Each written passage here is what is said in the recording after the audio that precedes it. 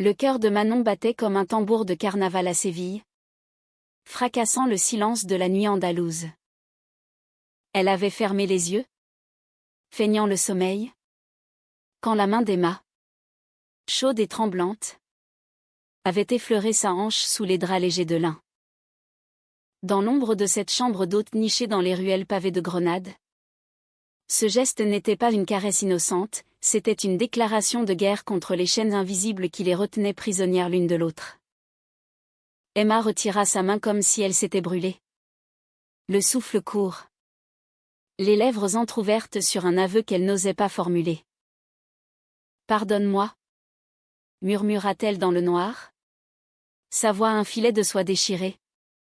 Tandis que les étoiles filantes zébraient le ciel au-dessus des toits en tuiles rouges, indifférentes à la tempête qui se déchaînait dans leur lit partagé.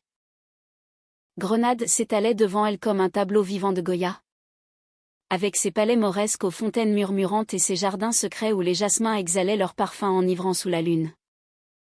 Manon, originaire de Paris, avait fui la grisaille de la capitale pour ce voyage initiatique en Andalousie. Un pèlerinage personnel vers des racines qu'elle n'avait jamais connues sa mère. Une basque exilée lui avait légué ses collines arides et ses vents chauds qui portaient l'écho des guitares flamencas. À 25 ans, Manon était une architecte en herbe, aux courbes douces et aux yeux verts qui capturaient la lumière comme des émeraudes taillées par le Douro. Elle dessinait des rêves sur papier, mais dans son cœur, c'était un vide béant, creusé par une série d'amours éphémères avec des hommes qui ne voyaient en elle qu'une silhouette élégante à exhiber lors de vernissage.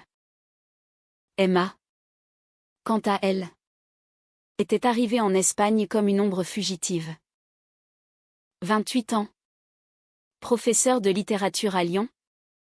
Elle avait les cheveux noirs coupés courts, un nez aquilin qui lui donnait un air de duchesse rebelle, et des yeux marrons où dansaient les reflets des feux de joie gitans. Elle fuyait un mariage arrangé par sa famille bourgeoise. Un fiancé aux épaules larges et au sourire fade qui l'étouffait comme un col trop serré. Leur rencontre avait été un caprice du destin, dans un train brinque-ballant de Madrid à Grenade. Leurs regards s'étaient croisés au-dessus d'un exemplaire froissé de l'amant de Marguerite Duras. « Vous lisez Duras ici ?» Au milieu de nulle part, avait lancé Manon avec un sourire espiègle. Son accent parisien tranchant l'air comme une lame. Emma avait rougi, refermant le livre comme un secret précieux. « Et vous ? Vous voyagez seul ? C'est courageux. Ou imprudent. » De là était née une complicité immédiate. Un fil d'Ariane tissé au fil des heures. Elles avaient partagé un taxi jusqu'à l'Alhambra, admirant les arabesques des salles Nasrid où l'eau chantait des poèmes oubliés. Le soir, autour d'une paella fumante dans une taverne aux murs blanchis à la chaux, elles avaient ri des touristes anglais qui butinaient les tapas comme des abeilles maladroites. À la liberté, avait trinqué Emma, levant son verre de sangria rouge comme le sang des taureaux. Manon avait répondu d'un clin d'œil, à celle qui ose la saisir. Mais la liberté a ses pièges. Leur hôtesse ? Une Andalouse nommée Carmen aux hanches généreuses et au rire tonitruant. Leur avait loué une chambre unique au cœur de El Albessin, le quartier mort aux ruelles étroites où les chats errants miaulaient des sérénades à la lune. C'est la tradition ici. Mes chéris, partagés pour mieux se découvrir, avait-elle dit avec un clin d'œil complice. Manon avait haussé les épaules, feignant l'indifférence. Mais son pouls s'était accéléré à l'idée de dormir si près d'Emma, de sentir son souffle régulier comme une marée montante. La première nuit avait été chaste. Un balai maladroit de corps évitant le contact. Manon s'était tournée vers le mur, écoutant le tic-tac d'une horloge ancienne qui marquait les heures comme des coups de poignard. Emma, de son côté, fixait le plafond craquelé, hantée par les lettres non envoyées à son fiancé. Des mots qui pesaient comme des chaînes. Pourtant, au petit matin, quand le soleil andalou filtrait à travers les volets en bois, Elle s'était réveillée enchevêtrée, les jambes entremêlées par inadvertance. Et un éclat de rire avait brisé la glace. On dirait deux sœurs perdues, avait plaisanté Emma, rougissant jusqu'aux oreilles.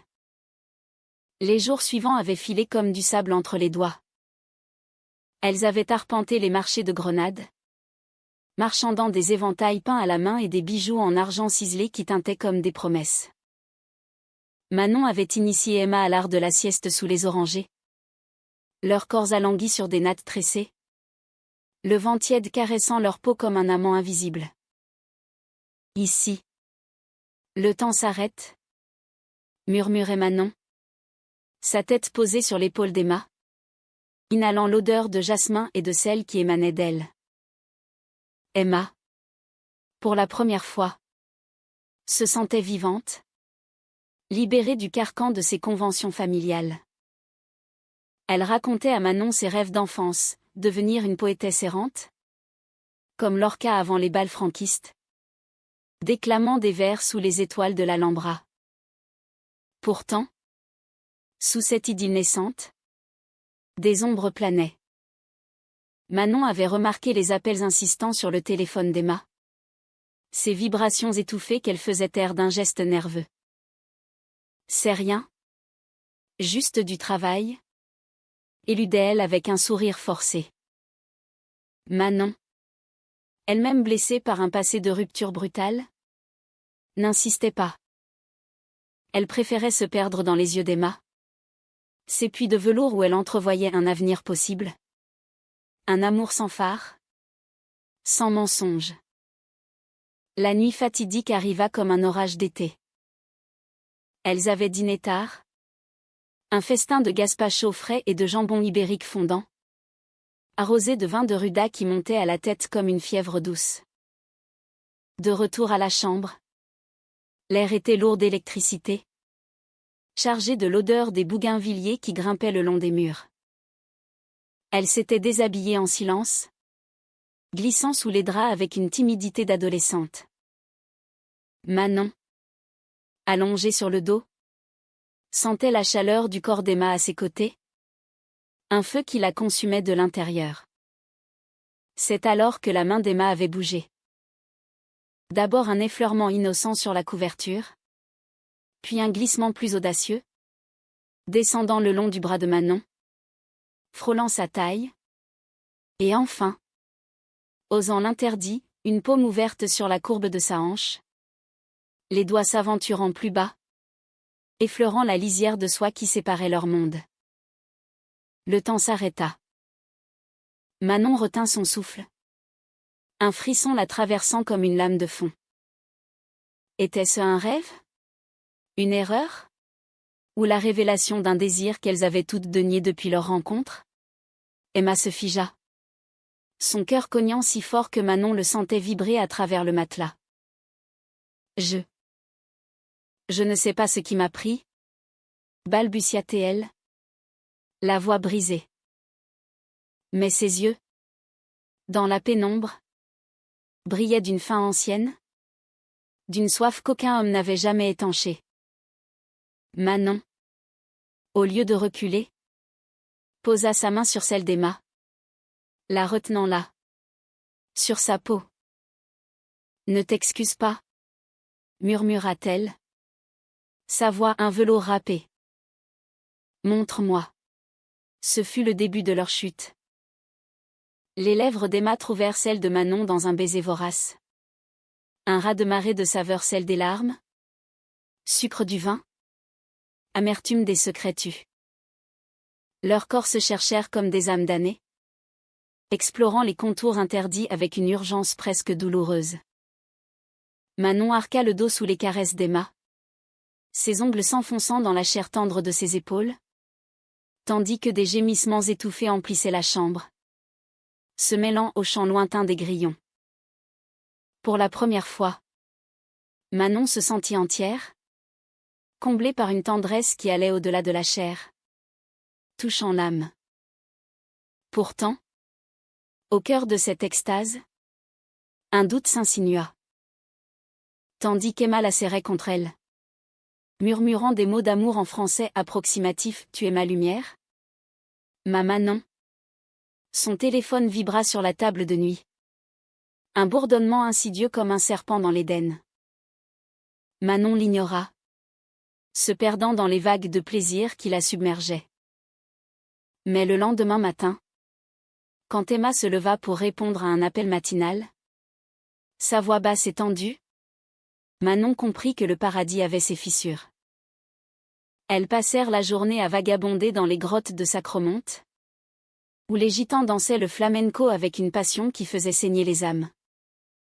Manon, encore imprégnée de la nuit, touchait discrètement la main d'Emma, cherchant à ancrer ce miracle dans la réalité. « Que allons-nous faire maintenant ?» demanda-t-elle enfin, alors qu'elle s'asseyait sur un muret surplombant la ville, le vent fouettant leurs cheveux.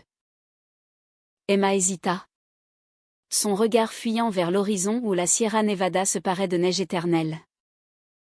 Vivre. Simplement. Oublier le reste.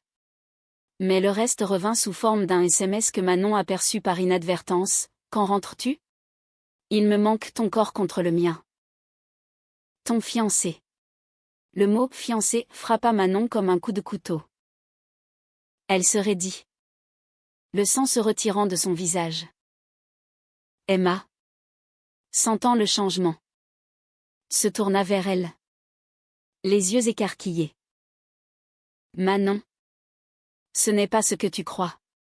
La trahison s'abattit sur Manon comme une averse torrentielle sur les oliveraies andalouses, lavant les illusions en un instant.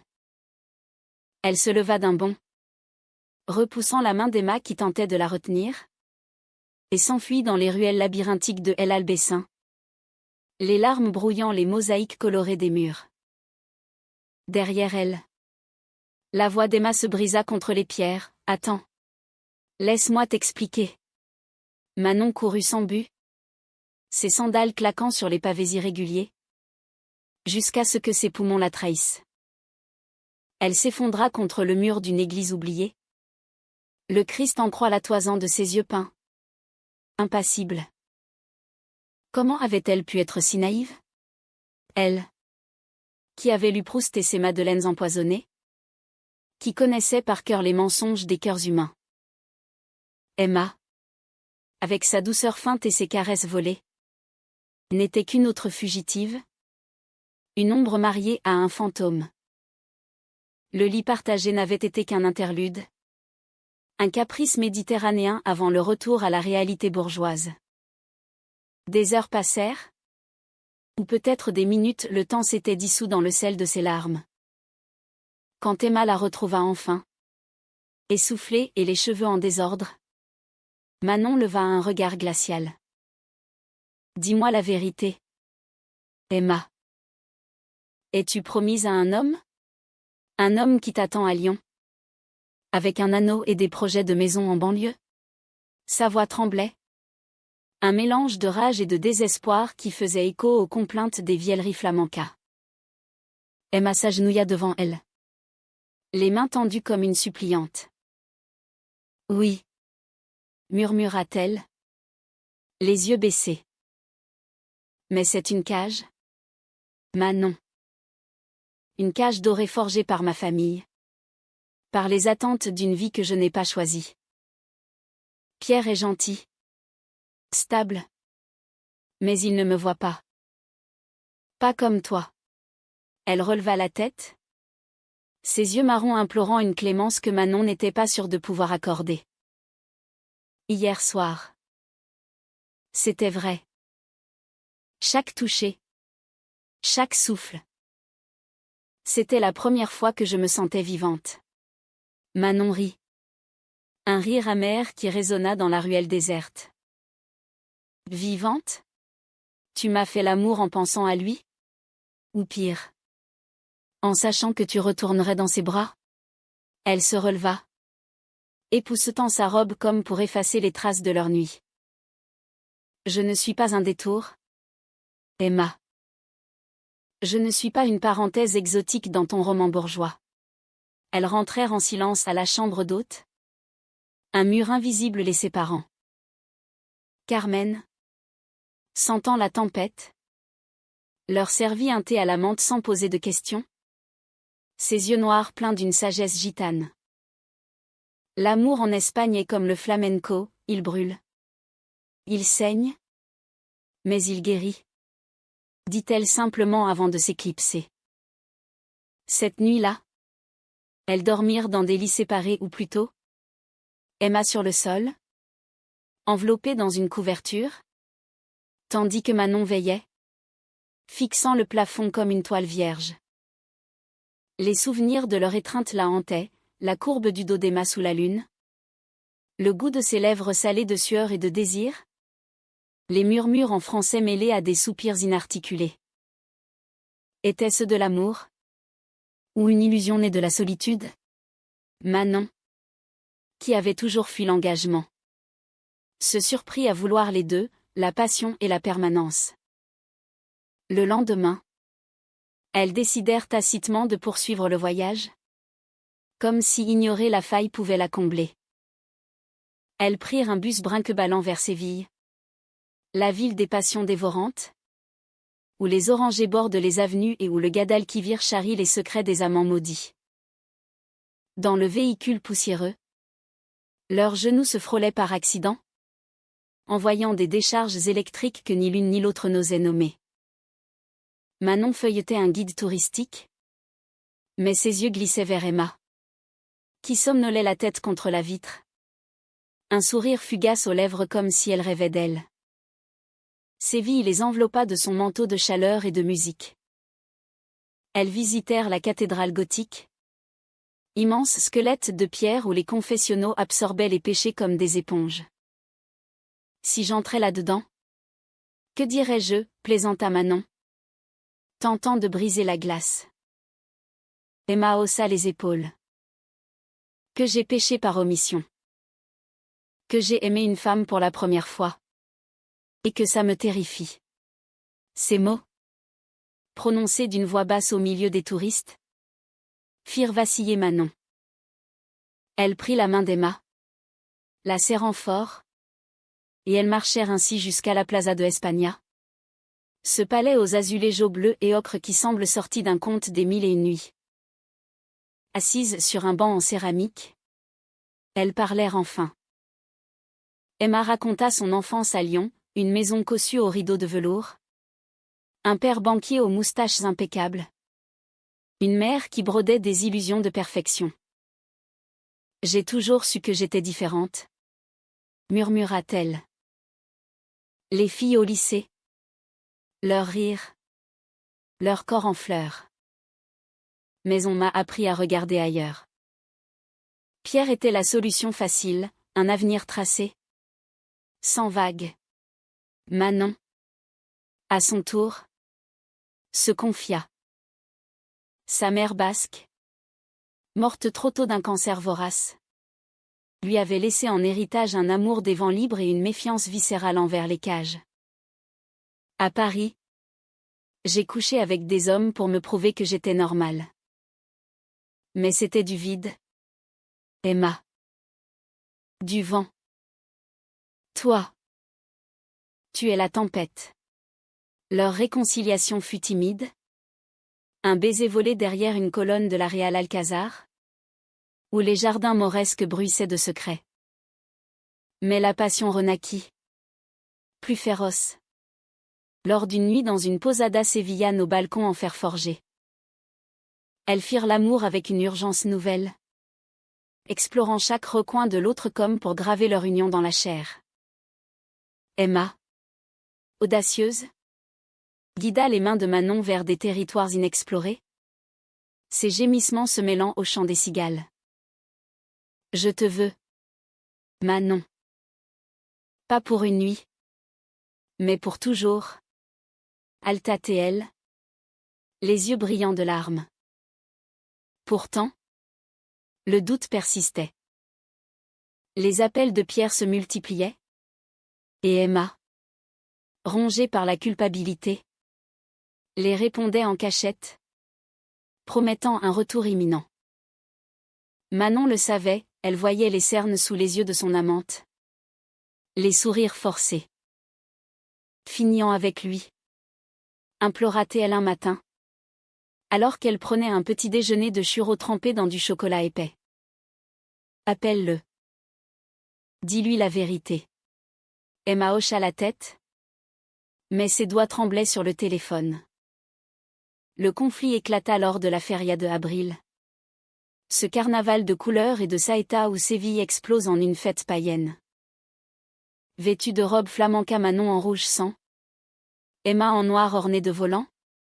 Elles dansèrent au milieu de la foule. Leurs corps se frôlant dans un tango improvisé. Mais au milieu de la liesse, Emma disparut. Manon la chercha frénétiquement. Le cœur serré. Jusqu'à ce qu'elle la trouve dans un coin sombre. Au téléphone. La voix brisée. Pierre ? Je ne peux pas rentrer. Pas comme ça. J'ai rencontré quelqu'un. Une femme. Manon s'approcha. Le monde s'effondrant autour d'elle. Tu le lui dis maintenant ? Ici. En public. Sa voix était un cri étouffé. Noyé par les guitares. Emma raccrocha. Les larmes coulant sur ses joues poudrées. C'est fini. Manon. Je l'ai quitté. Pour nous. Mais la joie fut de courte durée. Pierre, fou de rage, débarqua à Séville 2 jours plus tard. Un colosse blond aux yeux froids comme l'hiver lyonnais. Il les traqua jusqu'à leur posada, tambourinant à la porte comme un inquisiteur. Emma. Sors de là. C'est une folie. Cette abomination, hurla-t-il. Sa voix résonnant dans la cour pavée. Emma, pâle comme un linceul, ouvrit la porte. Pierre, va-t'en. C'est terminé. Mais il s'avança, la saisissant par le bras, ses doigts laissant des marques rouges sur sa peau. Manon surgit comme une furie, se plaçant entre eux. Lâche-la. Elle n'est pas à toi, cria-t-elle. Sa voix chevrotante de peur et de colère. La scène dégénéra en un chaos de mots et de gestes. Pierre gifla l'air. Emma se débattit. Et Manon, dans un élan de protection, le poussa violemment. Il trébucha, jurant en français, et quitta les lieux en promettant la vengeance familiale. Emma s'effondra dans les bras de Manon, secouée de sanglots. Je suis désolée. Tellement désolée. Mais je ne peux pas vivre sans toi. La fuite vers Cordoue fut une retraite précipitée. Un train de nuit où les ombres des Sierras défilaient comme des spectres accusateurs. Manon et Emma se serraient l'une contre l'autre sur la banquette dure. Leurs doigts entrelacés comme une encre dans la tempête. Il ne nous lâchera pas, murmura Emma. Sa tête nichée au creux de l'épaule de Manon. Ma famille. Ils me renieront. Manon caressa ses cheveux, inhalant l'odeur familière de lavande et de peur. Alors nous serons nos propres familles. Ici. En Espagne. Où l'amour est un feu qui ne s'éteint pas. Cordoue les accueillit avec sa mosquée-cathédrale. Ce labyrinthe de colonnes de marbre où les arches mauresques défient le ciel chrétien. Elles y trouvèrent refuge dans un riad caché. Au patio fleuri de géraniums rouges qui saignaient leur parfum dans l'air immobile. Les jours suivants furent un sursis fragile. Une lune de miel volée au destin. Elles erraient dans les patios andalous, buvant du fino sec dans des verres givrés, et faisaient l'amour sur des tapis berbères, leurs corps se moulant l'un à l'autre avec une tendresse renouvelée. Manon redessinait les courbes d'Emma du bout des doigts, traçant des cartes imaginaires sur sa peau. Tandis qu'Emma récitait des vers de Federico Garcia Lorca, Verde que te quiero verde. Vers que je t'aime. Vers vent. Mais la trahison. Cette fois. Vint de l'intérieur. Manon. Hantée par les marques sur le bras d'Emma, ses bleus en forme de doigts qui s'estompaient comme des regrets, commença à douter. Était-ce vraiment de l'amour? Ou une addiction au drame? Elle surprit Emma. Un soir, en train d'écrire une lettre manuscrite, les mots « Pierre, pardonne-moi » griffonnés d'une main hésitante. « Tu lui écris encore ?» demanda Manon. La voix blanche, arrachant le papier des mains tremblantes de son amante. Emma se décomposa. « C'est une lettre d'adieu ? » Manon. Pour clore le chapitre. Je ne peux pas effacer 5 ans d'un claquement de doigts. Mais les mots sonnaient faux. Comme un air de flamenco mal accordé. Manon sentit une fissure s'élargir en elle. Un abîme où sombraient ses espoirs. Tu doutes? N'est-ce pas? De nous. De moi. Emma secoua la tête vigoureusement. Mais ses yeux trahissaient la tempête, la peur de l'inconnu. Le poids des conventions. La terreur d'un amour qui défiait tout. Le chaos trao survint lors de la Semana Santa. Cette procession solennelle où Cordoue se drape de capirotes violets et de cierges vacillants. Les rues se remplissaient de pazos géants portés par des pénitents anonymes. Et l'air vibrait d'incantations graves. Manon et Emma s'étaient aventurées dans la foule, cherchant l'anonymat dans la marée humaine. Mais au détour d'une plaza, elles tombèrent sur un groupe de Français des amis de Pierre, venus sauver Emma d'une crise passagère. À leur tête, une cousine aux lèvres pincées, nommée Claire, qui pointa un doigt accusateur, regardez ce qu'elle est devenue. Une perverse, une traîtresse à son sang. La foule s'écarta, murmurante, tandis qu'Emma blêmissait. Laissez-nous tranquilles, supplia-t-elle. Mais Claire s'avança, brandissant une photo sur son téléphone. Emma et Pierre, radieux à un Noël familial, entourés de cousins hilars. Ceci est ta vie, Emma. Pas cette mascarade lesbienne en terre païenne. Le mot lesbienne claqua comme un fouet. Et Manon sentit la bile monter. Elle se planta devant Claire, les poings serrés. Tais-toi, hypocrite. Ton sang est du poison. Emma est libre maintenant.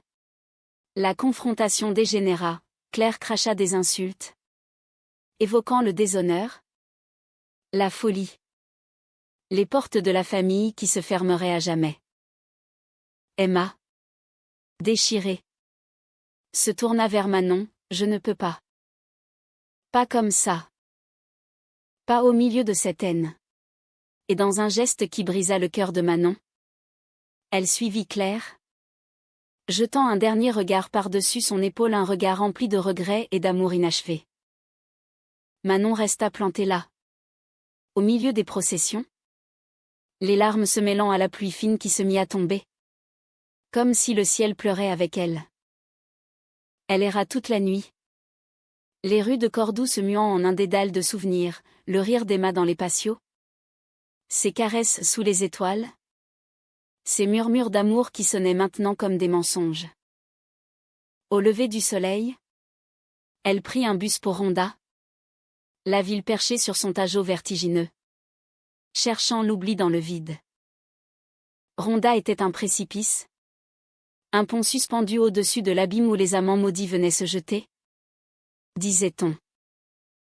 Manon s'installa dans une pension modeste, aux murs blanchis où pendaient des photos jaunies de toreros. Seule, elle dessinait frénétiquement des esquisses d'Emma, son profil aquilin contre le ciel andalou, ses mains tendues comme des branches d'olivier. La douleur la consumait, une lame qui tailladait son âme. Mais au fond, une braise persistait, l'espoir fou qu'Emma reviendrait. Les jours se fondirent en une brume. Manon arpentait les sentiers escarpés, le vent salé fouettant son visage, et repensait à leur première nuit, cette main glissée plus bas, Ce geste qui avait tout changé. Était-ce une révélation? Ou une illusion? Elle écrivit des lettres qu'elle n'envoya pas. Des mots en français poétique: tu m'as appris à aimer sans peur, mais à craindre la perte. Puis, un soir, alors qu'elle contemplait le pont neuf illuminé, un bruit de pas la fit se retourner. C'était Emma. Échevelée.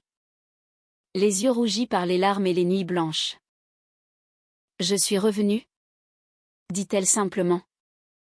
Sa voix un fil ténu. Claire et les autres. Ils ne comprennent pas. Pierre a accepté la rupture? Mais c'est toi que je veux. Toi. Avec tes doutes et tes rêves. Manon. Le cœur battant. Hésita. Et si c'était une autre erreur? Une autre trahison? Emma s'approcha, posant une main sur sa joue. La même main qui avait osé l'interdit. Alors trahis-moi à ton tour. Mais aime-moi d'abord. Leur baiser, sous les étoiles de Ronda, fut un serment, salé de larmes, doux de promesses. Le retour à la réalité fut un lent détachement, comme une mue de serpent sous le soleil impitoyable d'Andalousie. Manon et Emma décidèrent de prolonger leur exil, louant une petite maison blanche à Nerja, sur la Costa del Sol, où les falaises plongent dans la mer turquoise comme des amants enlacés. Là, loin des ombres de Pierre et de la famille, elles apprirent à se reconstruire. Manon reprit ses croquis, dessinant des plans pour une maison lesbienne imaginaire, un refuge pour les âmes errantes, avec des patios ombragés et des bibliothèques remplies de Duras et de Yourcenar. Emma, libérée de ses chaînes, commença à écrire, un journal intime qui devint un roman. Des pages où leur histoire se muait en fiction poétique. Un hymne à l'amour interdit. Les matins étaient faits de routines tendres, café fort sur la terrasse, où les vagues chantaient en contrebasse à leur murmure. Emma, nue sous un châle léger, lisait à voix haute des extraits de son manuscrit, sa voix caressant l'air comme une brise.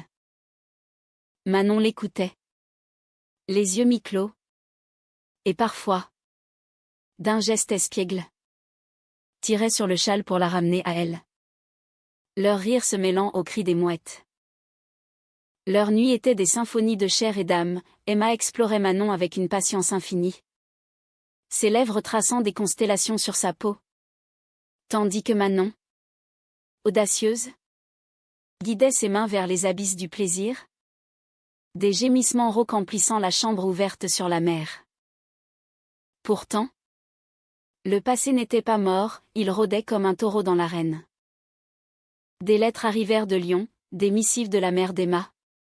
Imprégnées de tristesse et de reproches voilés. Reviens, ma fille. L'Espagne est un mirage, la vraie vie t'attend ici.